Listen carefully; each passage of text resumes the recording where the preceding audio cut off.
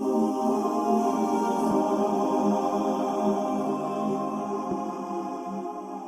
right, yo, welcome to the 6 list. Thanks for having me, man. Yeah, man, we got Chillz on the beat. How you doing today, man? I'm good, man. You know what I'm saying? My nigga Delta in them pots. I done came up from the slums. Now I pay rent every month. I don't like to drive when I'm drunk, but I still ride with a pump. Niggas hate me for no reason. I be ballin' hard every season. B, how you doing today, man? I'm good, man. You know what I'm saying? Just happy to be alive. Yeah, you know? bro. Yeah, I know all the madness going on in the city right now, right? Stay safe, right? Yeah, definitely. So what part of the city are you representing right now, man? I live like near Don Mills and Shepherd. Okay. But I grew up in Parkdale.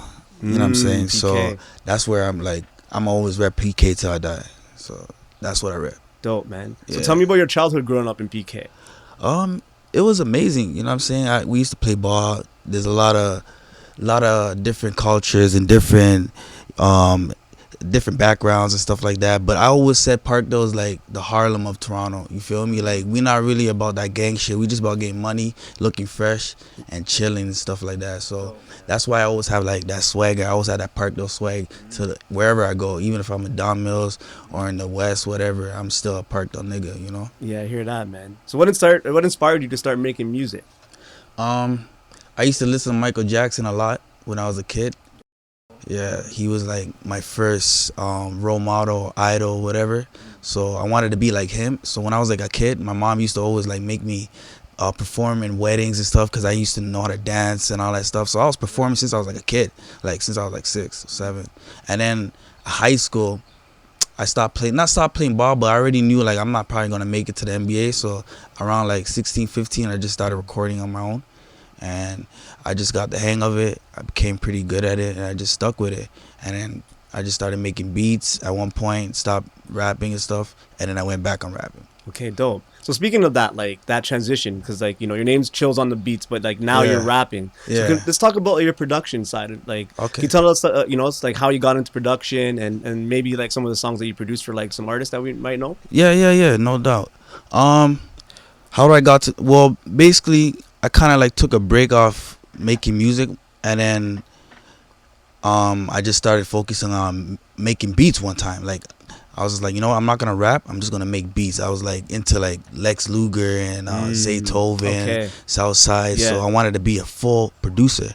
So I just started snapping and like, you know what I'm saying, like started making like 100 beats a week, 10 beats a day. Yeah. You know what I'm saying? And then one day I sent beats to Billy Burns, you know what I'm saying? He was like old school rapper in Toronto, and he's like, yo, you made that beat? Like, come to the studio right now.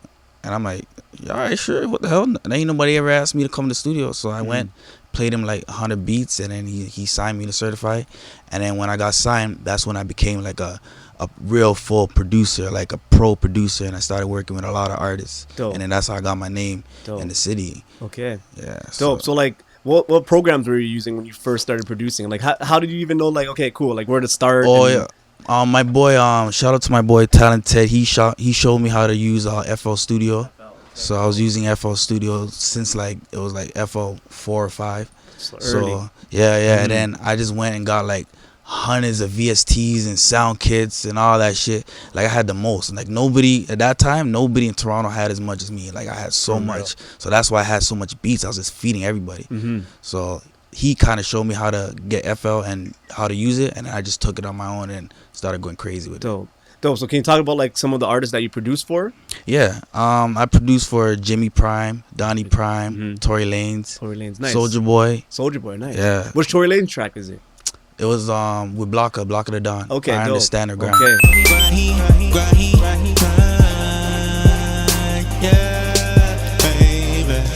Big Bang, I'm ballin'. You want these hundreds? I know you want 'em. Fuck with your young. These bitches be lying and saying they get it, they grind, and we know the truth, and we know that really you really ain't got shit to do with your time. But fuck with a nigga like me. I did that. I co-produced that. Dope, man. Yeah. So who else? A lot of people back in the days. Whoever was hot, like as a rap, Cousin Charlie, Jason Pack, Shorty Raw. There's a big list. I worked with a lot of people. Young Dubs, R.I.P. Young Dubs, Blizzy Blunts, Rima Major. Yeah. everybody. It feels like everybody in Toronto. Well, at least back then. Like there's a lot of new artists now, but like whoever was hot back then, I probably worked with them. Dope. So what years are we talking about in that Like, slice right there? 2011 till 2014, 13. Big Money. That I made a big hit with him. Yeah, Easyano. So there's a lot of guys. I'm probably missing so much, but at one point, those 3 years, I think I was like killing it with the production. I was working with everybody. So Dope. And then I just went back on my rapping. Yeah. So what made you switch that? Because it seems like you're riding a really nice high, and then now like is this the itch to rap or? I think I was going through like a lot of label situations when I was signed to like Certify, and then I just said, you know what, I'm gonna take what I learned from Certify with the business and stuff, and then do it on my own. You know what I'm saying? Okay. But the only way I could do it on my own is if I can just put out music all the time, and the only way I could do that is like rap it, because I know how to rap, right? Yeah. So I started rapping again, and basically, I don't know, I think because when I make beats for other people, I get impatient when they don't drop the song, and like there's a lot of songs like I have that still haven't been dropped, and they're like bangers. I don't know why they never dropped it, but I started getting impatient, and I'm like, you know what, I'm just gonna focus on making my own beats and making my own songs. And I think that's what made me want to become just a rapper, because I like to put out music a lot, you know, and I'm not gonna just put out trash in my opinion, but at the end of the day, I don't want to wait 2 years or a year to put out music, you know, like especially at the position I am, I'm trying to be bigger than what I am, right? So I can't be waiting on music. That's like suicide for me. So that's what made me become like a full rapper, because I like to work at a fast pace. Yeah, and get the project out, get the project to the people. Yeah. So, you know, with your producing background and like your ability to rap, do you like produce most of your own stuff? Yeah. And can you talk about that process? Because like, you know, sometimes, you know, a rapper will link up with a producer in order to get that sound, but you kind of have a sound and then you can kind of rap. So can you talk about that process? Yeah. Because I don't have to go to the studio. I don't have to go anywhere. My studio's at my home, and I don't need an engineer. I know how to engineer and mix and master my own music. And to me, I don't like to rely on anybody, and it's a blessing that God gave me that gift. I even direct my own videos. So I seen that. I'm very hands-on. So it's like I kind of do everything, you know, so I like it. I like it like that. Like I do work with other producers. Don't get it twisted. Like all the beats that I'm hopping on now, I don't make all those beats. I kind of co-produce them now, because I'm trying to be like Quincy Jones. I'm not just trying to make beats, you know. I want to work with this guy and work with this guy and see if we can all make some.